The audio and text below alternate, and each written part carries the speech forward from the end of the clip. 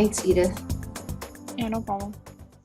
Okay, so I will start. My research experience was largely a continuation of a REU I had at UConn over the past summer, and we still work on it today, so I guess it's a little bit relevant, I suppose. So for those of you who are looking for math research, I think that an REU is your best bet. You can apply to them on the NSF website and get funding, like a small stipend to fund your research. And before COVID, you could have gotten some travel and like room and board money as well. But to my knowledge, a lot of REUs are still running or planning to run this coming summer because a lot of math REUs had quite a bit of success last summer doing things remotely. So if it's not too late, I would encourage all of you to apply. I think that a lot of the deadlines will be in early March. So if you can get your application together in time, I would really encourage it. So a typical day for me, it would really depend based on who your professor is, but during the summer, we would have a short group meeting at the beginning of every day to go over any progress we made, and then you would meet with whoever's in your group during the day. And it was honestly very flexible because, you know, we can't really control how much time we are spending at the computer. And my partner actually had a job at the same time. So I think it's very doable to have multiple positions at the same time. As for regular work hours now that the summer program is over,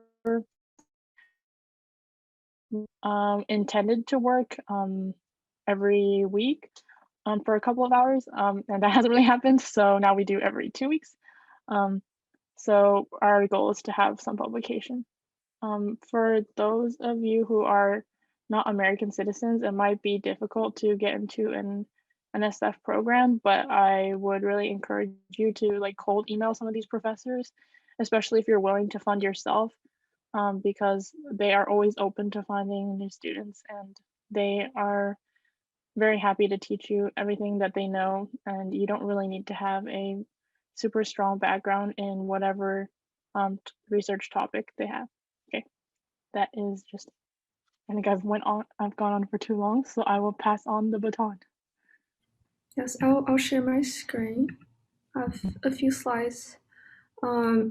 So this is a part of my summer internship, which happened in the summer of 2020.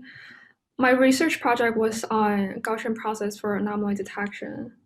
In particle accelerators, I conducted the research remotely at SLAC National Accelerator Laboratory, and they have accelerator. Anomaly is basically just abnormal points. So I basically detect abnormal points. On Gaussian processes machine learning algorithm, there's a little animation showing what is Gaussian process.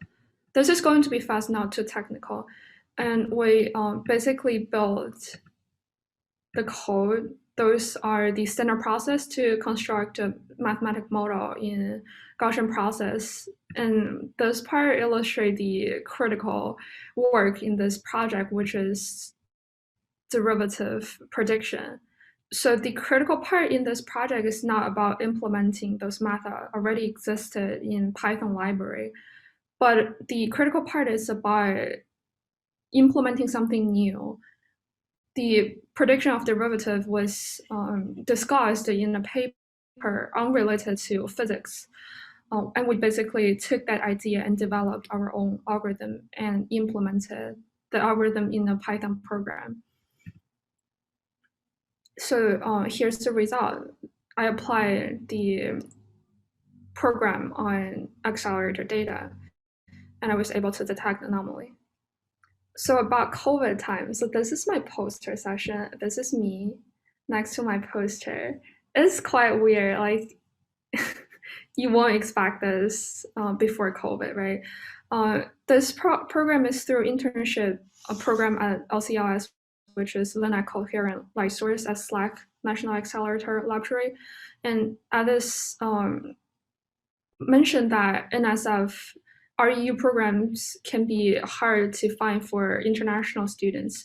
So international students such as me can try to find those internship programs, because the internship programs, they're partially funded through NSF, but the method of funding is not that NSF specifically giving the money to those students. I think it's more like the NSF fund the laboratories, and those labs use their funding to fund whoever they want. So they have the freedom to fund international students. And you can also look into company internship. You might be able to get some research opportunity using like through the company internships.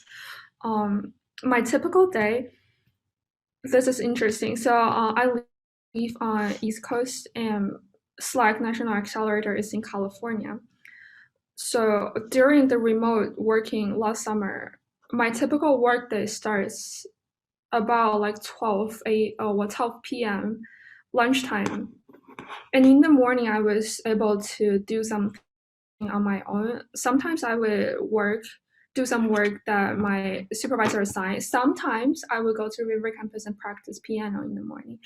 And in the afternoon and evening, I would work on those projects my supervisor assigned.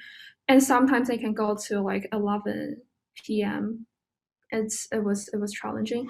My advisor and I had one-on-one meeting every week, and I would suggest you, if you are working remotely, you have to be proactive, because on site it's very easy to just catch my advisor and ask questions. But remotely, you can just get on and just not talk to your advisor for a month and not realizing that, so which is terrible.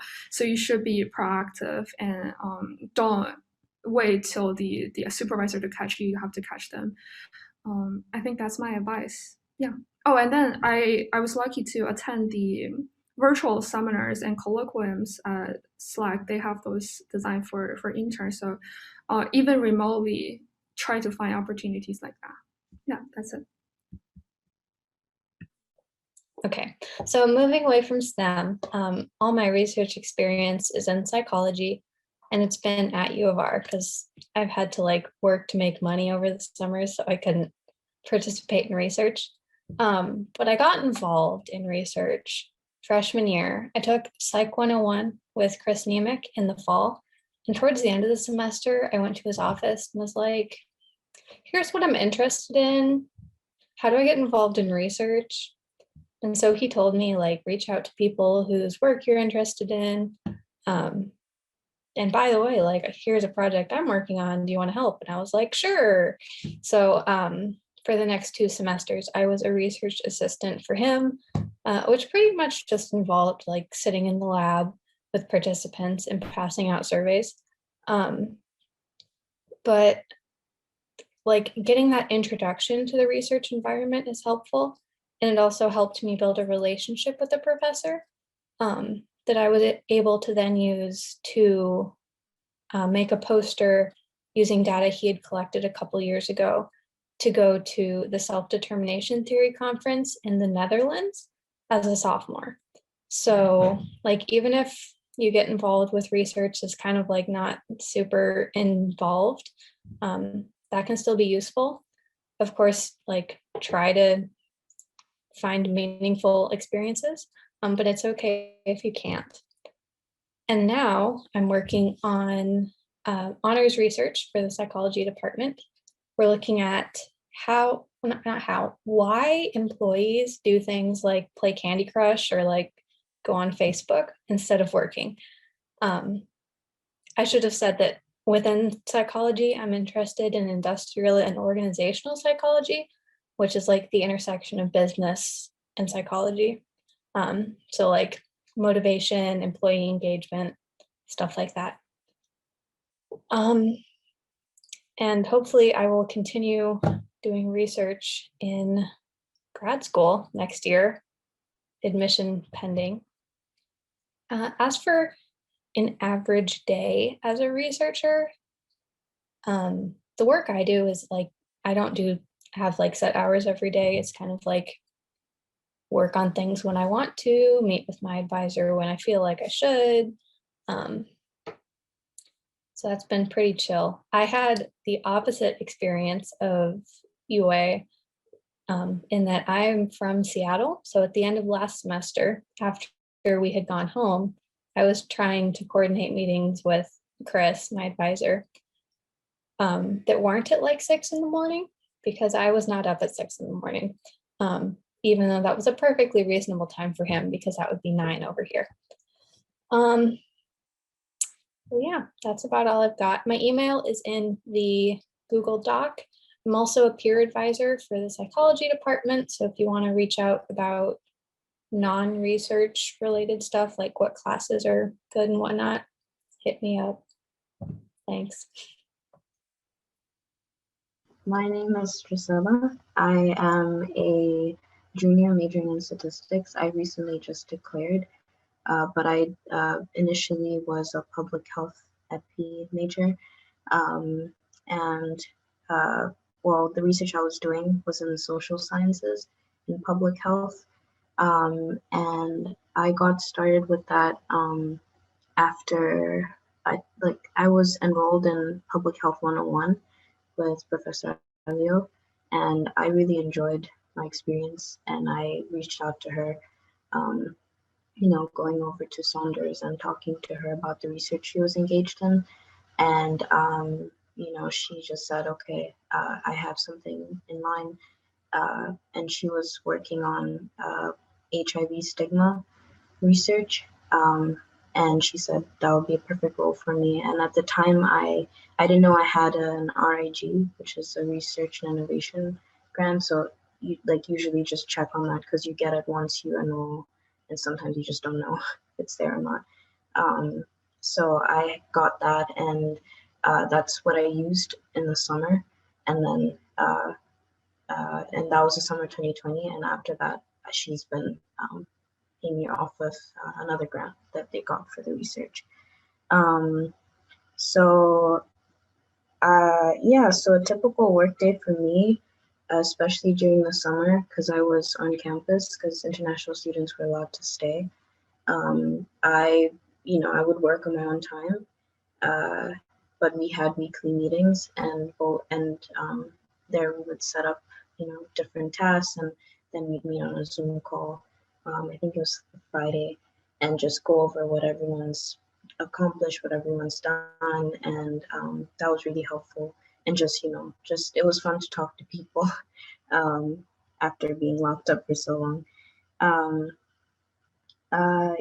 And most of the research involved, at least the first bit over the summer, was a lot of data collection, because we had about, there were like 300 subjects in total, because it was a questionnaire that we handed over in Dakar, Senegal.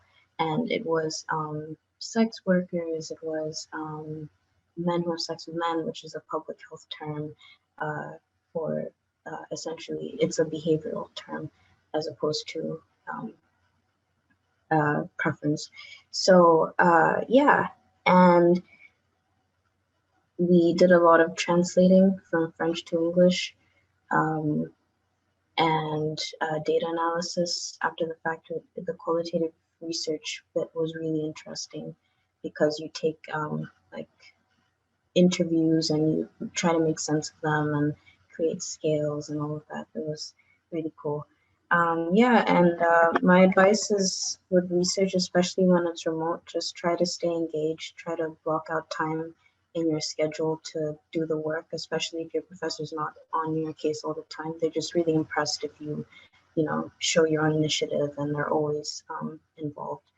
And just organize your time really well. Thank you. So I'll just go ahead and briefly talk about my journey in research. And then also I just want to say in the beginning, if you guys have any other questions or want more details, my email again is in the Google Doc, so you could email me anytime. So my first step into research was in sophomore year. I applied on JobLink, and I was kind of surprised at first that I actually did get a reply on JobLink because I applied to a lot, but I only heard back from a couple of people. But one of them was the emergency medicine research intern position, and I started working there. And that was essentially just making phone calls to people who were recently discharged from the ER and then asking, and we wanted to kind of evaluate their perception of how their healthcare services, and then how they feel right now after being discharged. That initial step into research kind of like introduced me to a bunch of trainings that have definitely helped me later in the future. And that includes like the city, like human subjects protection trainings, trainings on my path, and then HIPAA trainings. And so then after that, I got a different position as a technical research assistant. And this was through cold emailing. So that also works, and I highly recommend doing that. And if you don't hear any responses, like don't feel discouraged, just they get a lot of emails. And eventually like you will find someone. But this was through cold emailing, and it was at URMC. It was in the Allergy, Immunology, and Rheumatology Center. And I was here, I think, sophomore year till second semester, junior year. And essentially, it was introducing me to a bunch of different studies that we were doing. And this was more data collection rather than working with or like talking with people.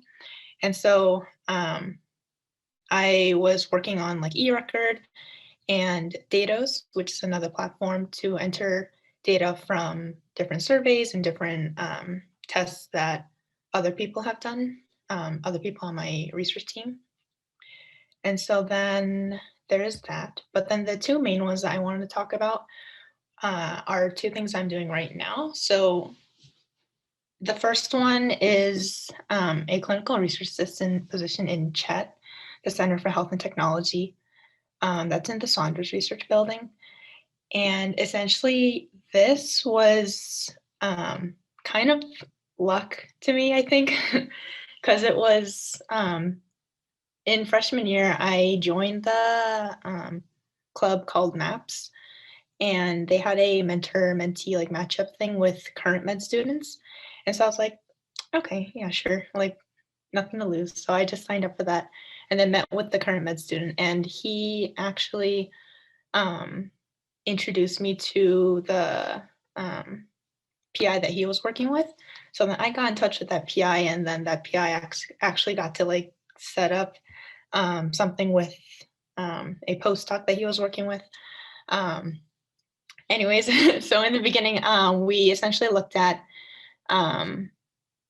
the influence of DBS, which is deep brain stimulation, for Parkinson's disease patients. And we were just looking at whether DBS is good, whether it actually works, or whether it doesn't work or like doesn't even do anything, because DBS is fairly novel.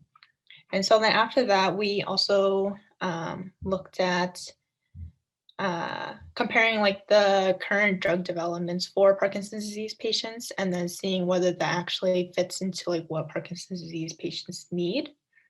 And then after that, my PI was kind of like, okay, we've been on this for like 3 semesters now. So she's like, if you want, you could just do your own project that you want. So then what I'm really interested in is mental illnesses, specifically depression and anxiety. And so then I wanted to kind of combine this research with Parkinson's disease patients with depression. So then what I'm looking at right now is studying the influence of depression and anxiety on the non-motor symptoms of Parkinson's disease patients, like sleep symptoms and their mood symptoms, and then non-movement symptoms. And I think this whole experience with Chet, which again started with being in a club and joining that mentor-mentee matchup event, definitely helped me. And through this, I was able to give poster presentations in the undergraduate research exposition, and then also have publications. And then the newest thing that I'm doing right now is in neonatology. / breastfeeding medicine. I'm a clinical research assistant for it, and this is a new thing for me because it wasn't data entry, and it wasn't just like making phone calls to like patients that I didn't see in person, but this was actually starting from the beginning.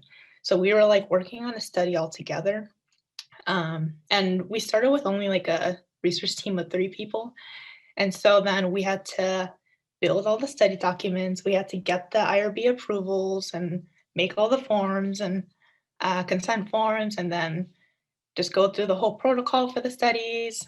We had to build all that. And then after that, we had to enroll patients.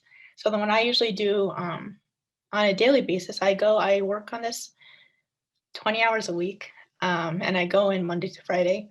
And so essentially what I do is in the morning, I would go through the screening log and then go through eRecord and see if there are any patients that qualify for our study.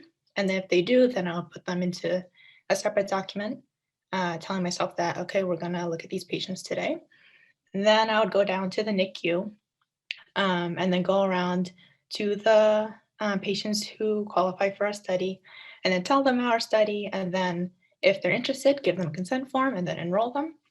And then the actual testing is the exciting but also very nerve-wracking part because this is also a National Science Foundation funded study. So I always get nervous because I'm like, okay, mistakes can't be made.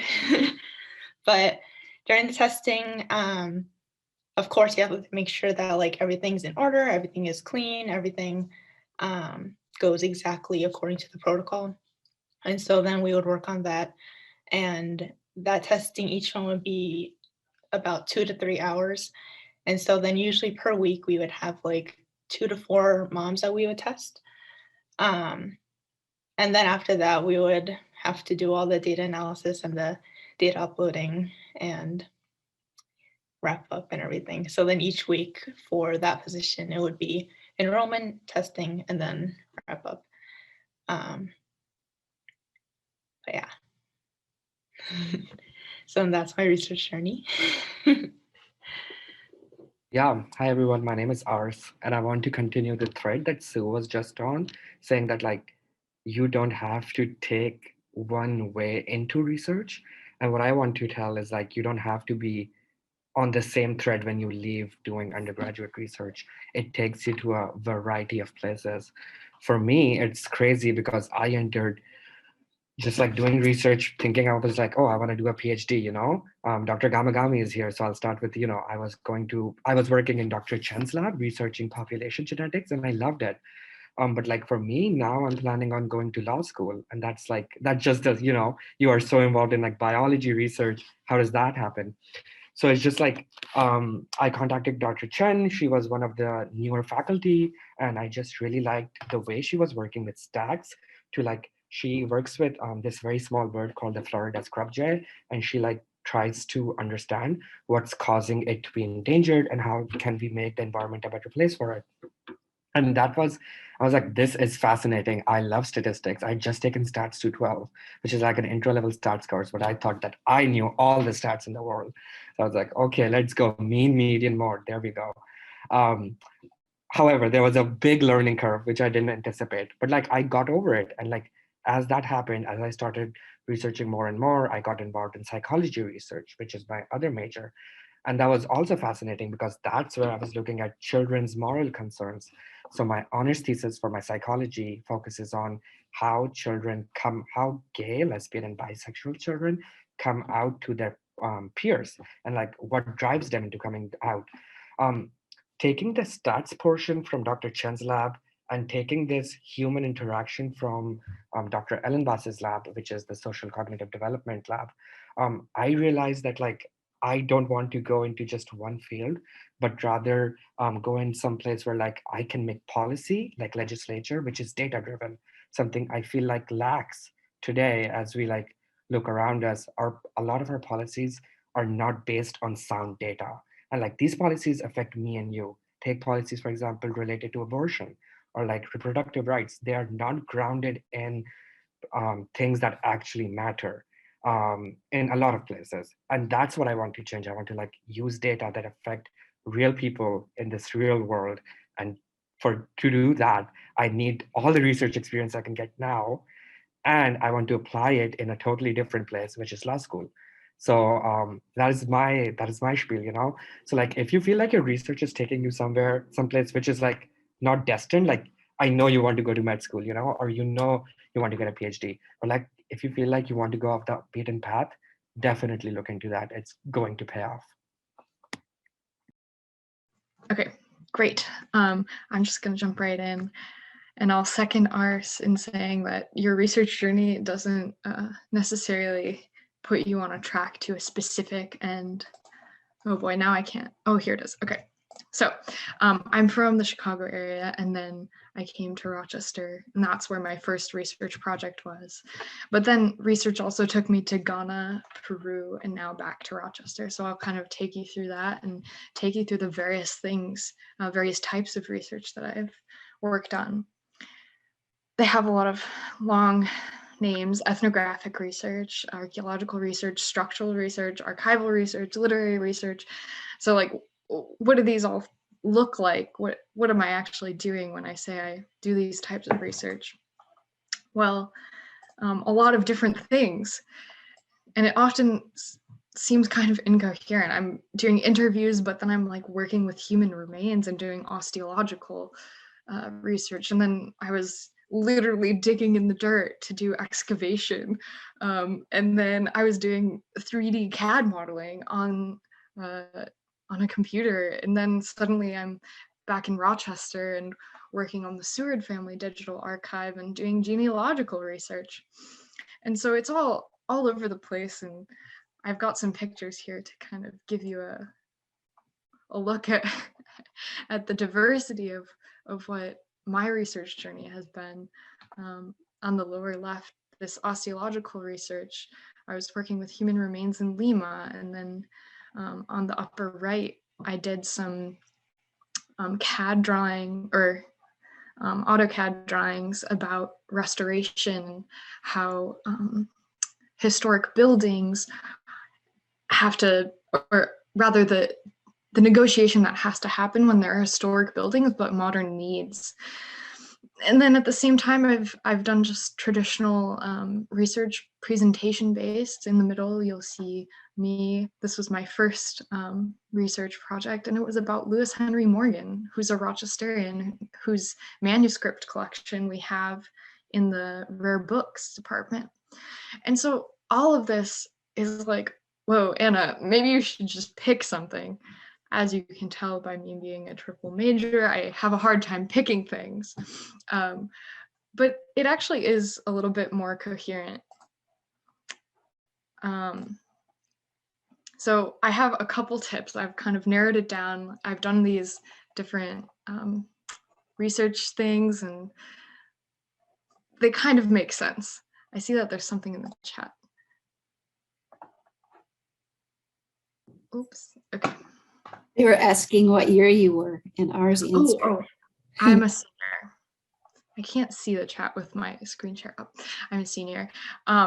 So my first piece of advice is to seek what's unique.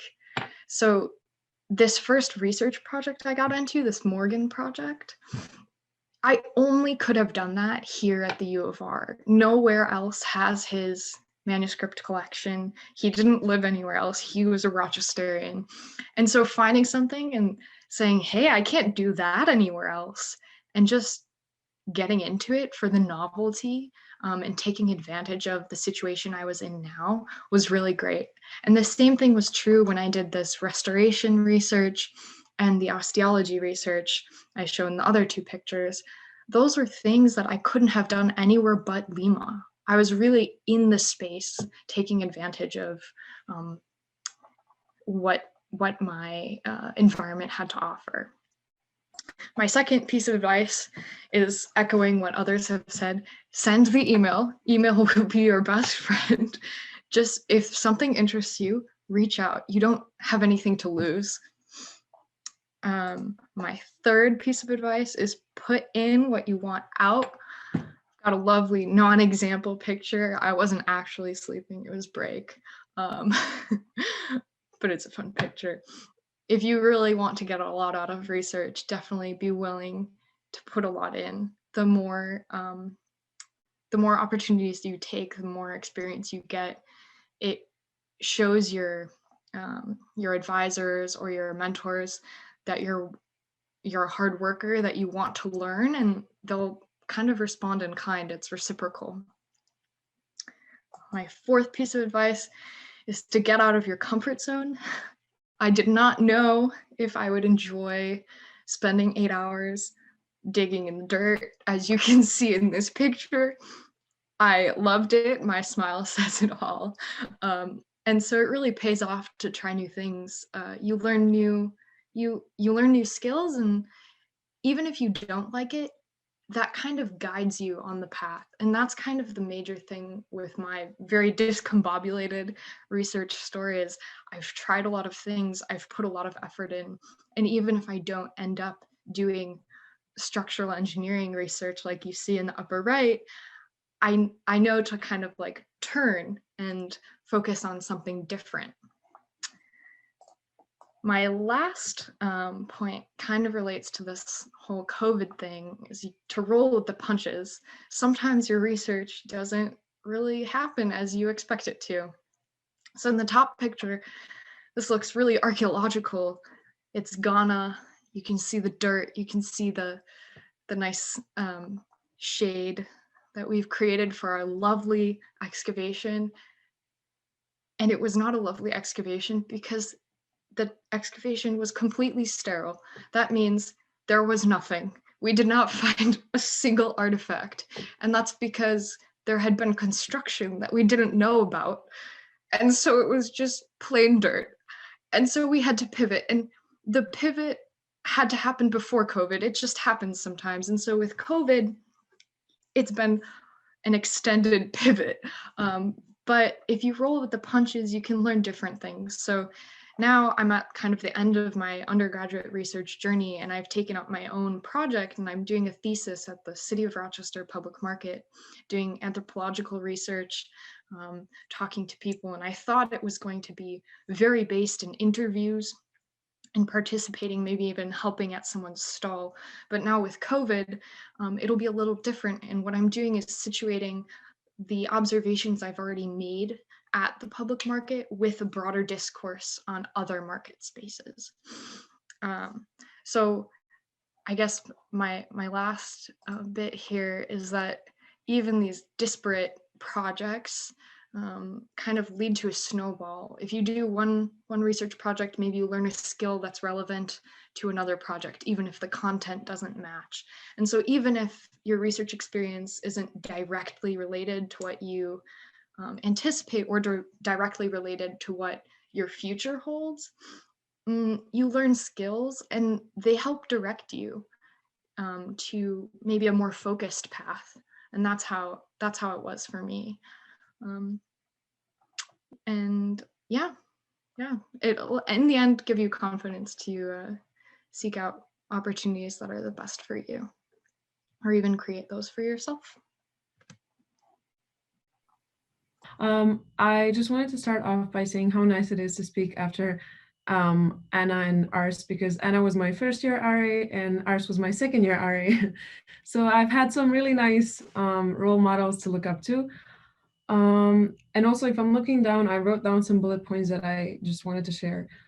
Okay, so how did I start? Well, I started by thoroughly going through a list of faculty that I was interested in. And I started emailing them. I narrowed down what I wanted to do, what I was even remotely interested in. And as someone was previously saying, I started cold emailing everyone that I could. But also, while you're emailing, you should keep in mind that a lot of these people are very busy. And if they get a chance to read your email, they're probably going to read only that one email. So you want to make the best out of it. You need to let them know who you are, how you stumbled upon them, and why did you actually find them? And what exactly can you offer to them?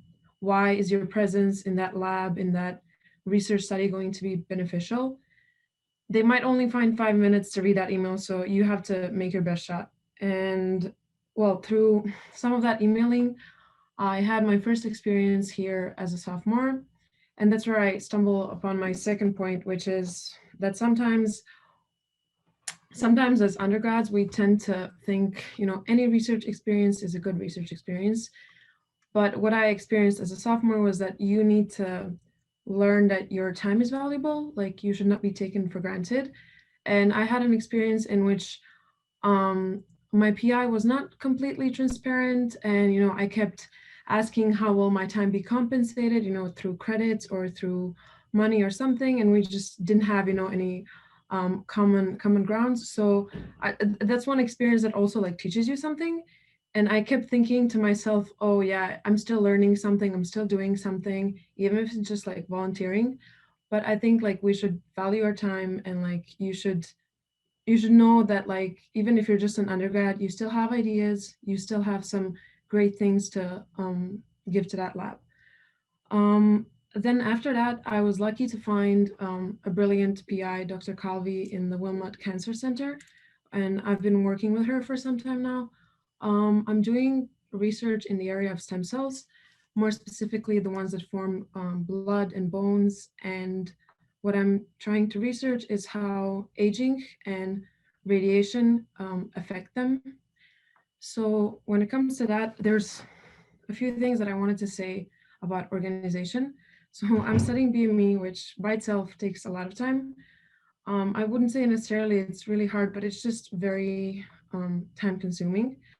So and I also, a lot of my, not a lot, but most of my research cannot be done remotely.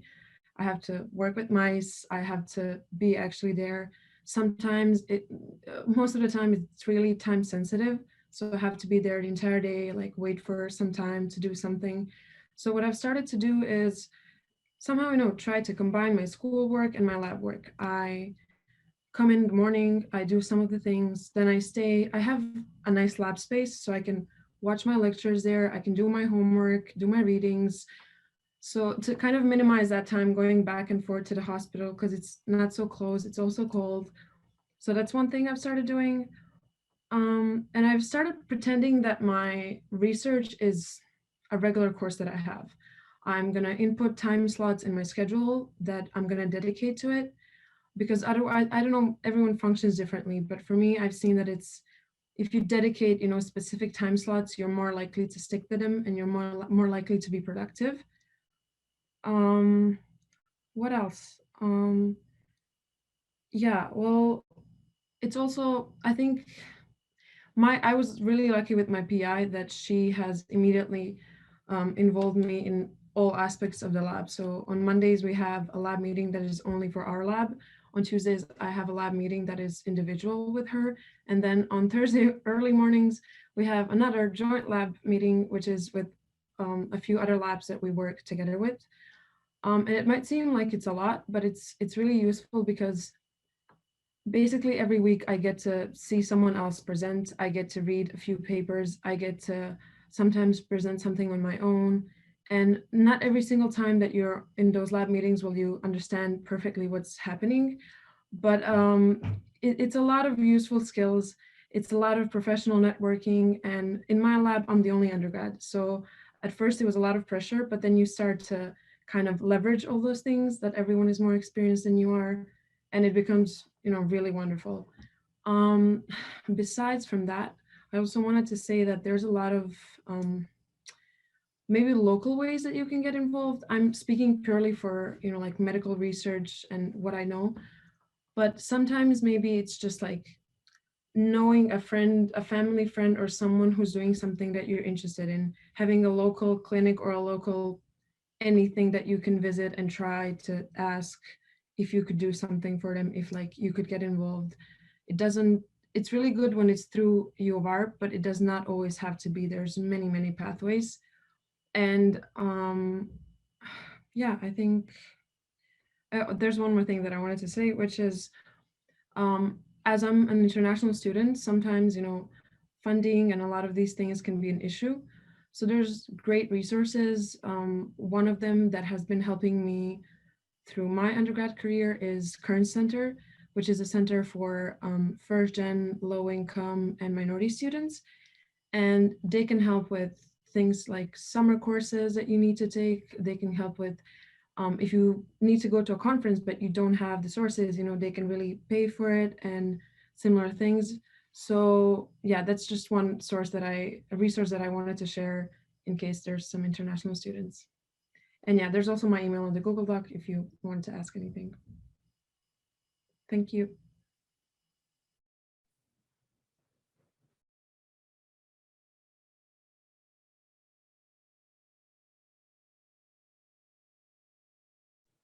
What was the club name for the Mentee and Med student program? Yeah, it was called MAPS. I don't remember what it stands for at this moment, but it's an acronym, MAPS. So along those lines, do you all belong to different clubs, or do you have like social activities that kind of led you into some of your research? I'm in Psy-Chi, which is like the Psychology Honor Society. And I'm also a member of the Psychology Undergraduate Council, but both groups are kind of dead, so they haven't been helpful. But maybe one day someone will revive them and they will be a fantastic resource. I also just want to shout out, if you're a BCS or neuroscience major, definitely consider joining the BCS and Neuroscience Undergraduate Council. We send out opportunities and like research and guest speaker events too. And even with those guest speaker events, you guys can like email the guest speakers and then ask them about like opportunities too.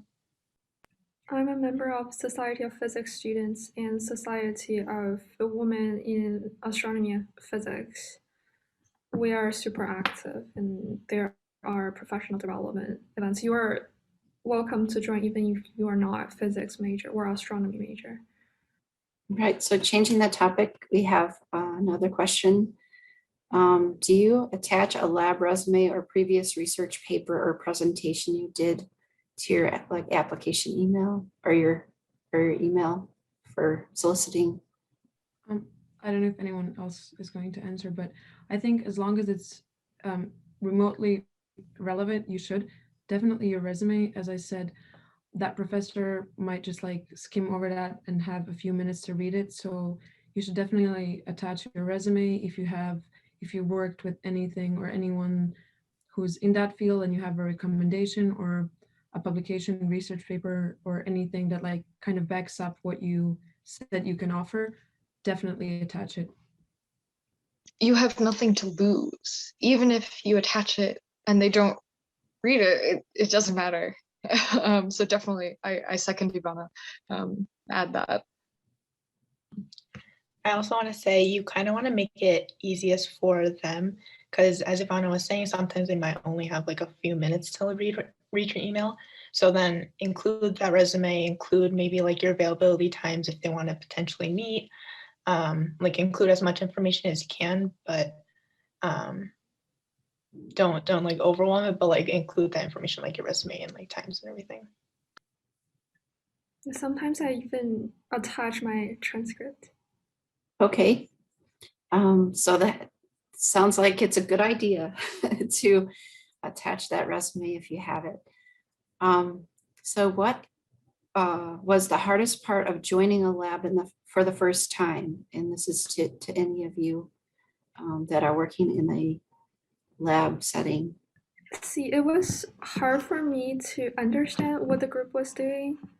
I was basically thrown. Well, I started my research sophomore fall on campus at Rochester. I was thrown. Well, I had basic introductions and I read some papers, but for the most part, I was just thrown into the environment. It took me a long time to speak during my group meeting for the first time, but just believe in yourself and it's going to be fine.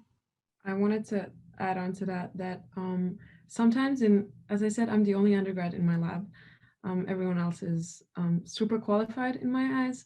So sometimes it's when you're listening to a presentation and you're not getting anything, like it's completely fine to ask at the end, could you clarify this? How did you get this result? Could you repeat something? Because even these people that I that are like have 20 years of experience in the field, sometimes they ask a question that I'm like, seriously, did you not pay attention? So like, trust me, it's completely fine. That was the hardest part for me, to convince myself that, you know, no one's gonna look down on me if I ask something as an undergrad. Thank you, Ivana. That brings up a really good point. I think a lot of people,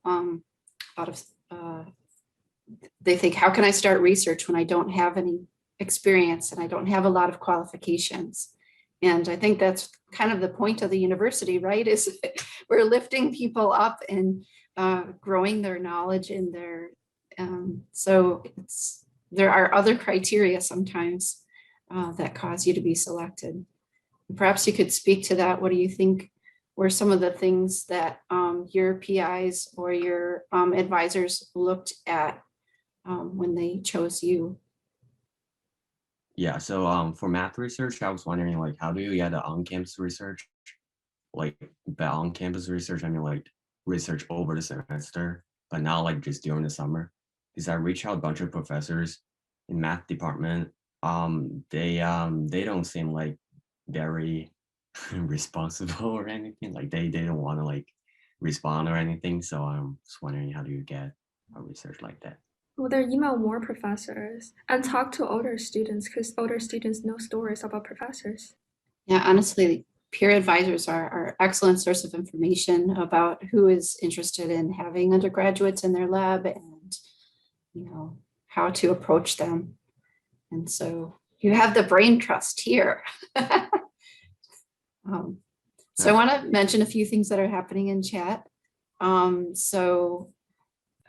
Maureen says, nice job to all of your presenters. For anyone looking to present their research, check out the Undergraduate Research Office website to present your work with a poster, and there's a link there. And then you can also apply for a Discover grant to fund summer research. And don't be afraid to fangirl about PI's research a little bit. They want to work with people who are genuinely interested and enthusiastic. So thank you for all this advice and tips. Hopefully I didn't miss anything. So any last words? Seriously, like feel free to reach out to, I mean, I don't want to speak for everyone, but panelists, like we will take time to respond to you and not ghost you.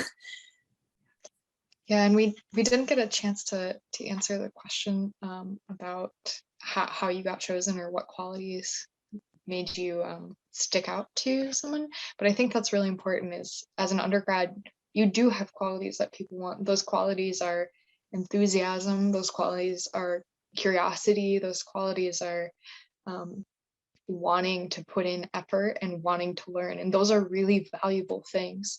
And I speak from experience. I've done a lot of various things where I didn't have experience going in, but I did have enthusiasm and I did have curiosity, and that takes you really far. So if you're interested in doing research, go for it. And like, if you are taking a class with a professor that you might want to work with in the future, like be engaged, because they might remember, like, oh yeah, I remember you took my class last year, you were always looking at your phone, and like that does not reflect well on you. So like raise your hand, ask questions, like build a relationship so that they know who you are in case you want to work with them in the future. All right, so my last word would be that this was a program put together by PRO, and PRO is Pathways to Research Opportunities, which is a program in the library, River Campus Libraries. There's a link to the PRO website. I would encourage you, if you've not heard of this, check out our website, and also to subscribe to our email list. And we will have some upcoming events in the future, like putting together a resume and doing a deep dive into research, learning what PIs are writing, and so you can start reading some papers and learning more about the research. So thank you so much for everyone who presented today. Another round of applause if we could. And then please reach out to people if you have questions. Their emails are in the Google Doc. And thank you for the audience. It's not always easy to get on Zoom one more time. So thank you so much for coming and listening.